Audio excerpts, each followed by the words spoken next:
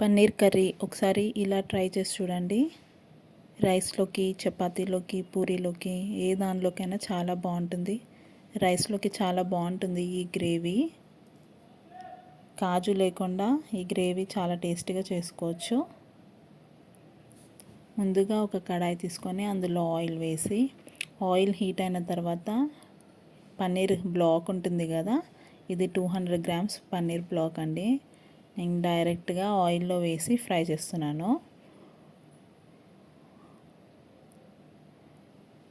ఆయిల్లో దీన్ని 2 సైడ్స్ మంచిగా కాల్చుకోవాలి. కొంచెం కలర్ మారే వరకు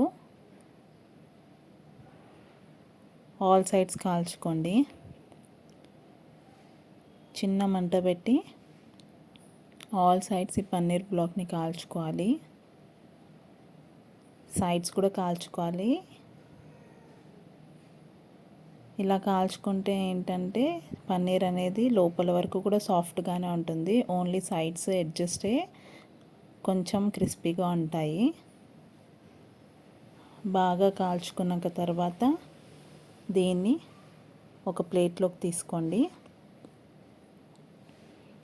ఒక ప్లేట్లోకి తీసుకొని నీళ్లు పోసి పన్నీర్ మీద నీళ్ళు పోసేయండి. పన్నీర్ మీద నీళ్ళు పోయడం వల్ల అది సాఫ్ట్గానే ఉంటుంది, హార్డ్ అవ్వదు. నీళ్ళు పోసి పక్కన పెట్టుకోండి.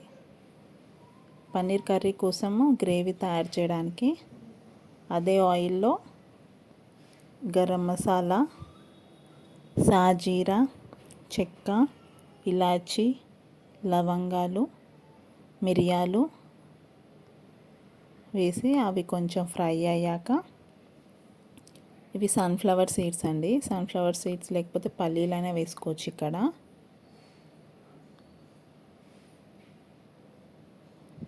ఇవేమో మిలన్ సీడ్స్ అండి. మిలన్ సీడ్స్ ఇంకా నువ్వులు 3 వేసి కొంచెం ఫ్రై అయ్యాక చిన్న కొబ్బరి ముక్క వేసుకుంటున్నాను నేను ఇక్కడ. చిన్న కొబ్బరి ముక్క వేసుకోండి.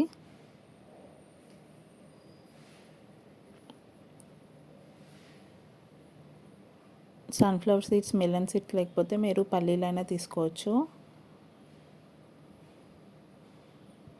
ఇవన్నీ ఫ్రై అయ్యాక ఆయిల్ అనేది సపరేట్ చేశాను నేను. ఆయిల్ అనేది ఫిల్టర్ చేసేసి ఇవి ఉన్నాయి కదా, అవి మాత్రమే గ్రైండ్ చేస్తున్నాను ఆయిల్ తీసేసి. ఇది గ్రైండ్ చేసుకొని పేస్ట్ చేసుకోవాలి. ఈ పన్నీర్ వాటర్లో వేసి నానబెట్టాం కదా, ఆ వాటర్ ఎక్స్ట్రా వాటర్ అనేది తీసేసి పన్నీర్ని కట్ చేసి పెట్టుకుంటున్నాను.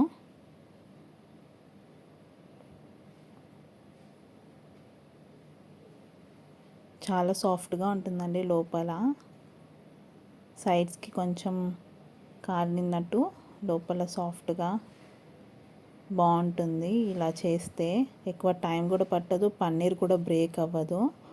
ఒకసారి ఇలా చేసి చూడండి.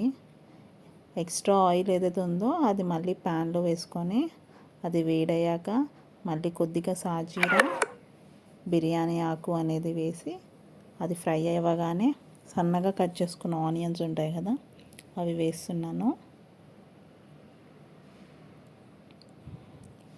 ఆనియన్స్ ఫ్రై అయ్యాక అందులో కొద్దిగా పసుపు ఇంకా అల్లం వెల్లుల్లి పేస్ట్ వేసి, అల్లం వెల్లుల్లి పేస్ట్ పచ్చి వాసన పోయే వరకు వేయించుకోండి. అల్లం వెల్లుల్లి పేస్ట్ పచ్చి వాసన పోయే వరకు వేయించుకున్నాక తర్వాత ఇందులో మెంతికూర వేస్తున్నాను. మెంతికూర లేకపోతే కస్తూరి మెతి కూడా వేసుకోవచ్చు. ఈ ప్లేస్లో ఫ్రెష్గా మెంతికూర ఉంది కాబట్టి నేను మెంతికూర వేస్తున్నాను. మెంతికూర దగ్గర పడ్డాక ఒక టమాటో వేస్తున్నాను. ఇందులో కట్ చేసుకున్న ఒక టమాటో కాస్త మగ్గాక సాల్ట్ వేసుకోండి. సాల్ట్ వేసుకొని ఒకసారి కలిపేసుకొని మనం గ్రైండ్ చేసి పెట్టుకున్న పేస్ట్ ఏదైతే ఉందో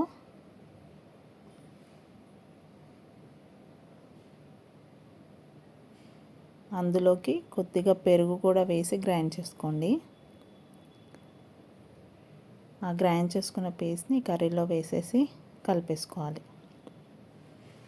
కొద్దిగా వాటర్ యాడ్ చేసి కన్సిస్టెన్సీ చూసుకొని యాడ్ చేసుకోండి.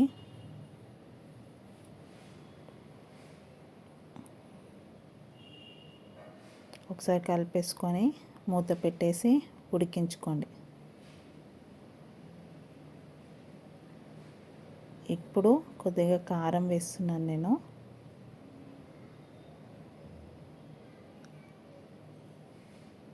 కలిపేసుకొని మూత పెట్టుకొని కొంచెంసేపు ఉడికాక తర్వాత పన్నీర్ పీసెస్ వేసుకోండి. పన్నీర్ వేసిన వీడియో క్లిప్ ఇక్కడ మిస్ అయిందండి. పన్నీర్ వేసుకున్న తర్వాత మూత పెట్టుకొని ఒక 5 to 10 minutes ఉడికించుకోండి. ఆయిల్ ఫ్లోట్ అవుతుంది. ఆయిల్ అనేది పైకి తేలుతుంది.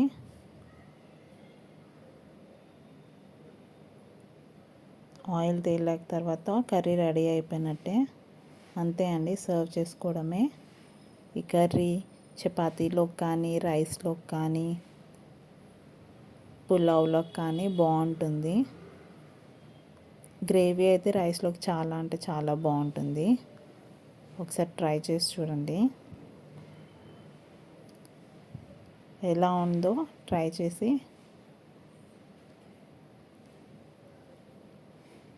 కామెంట్ పెట్టండి. Thank you for watching.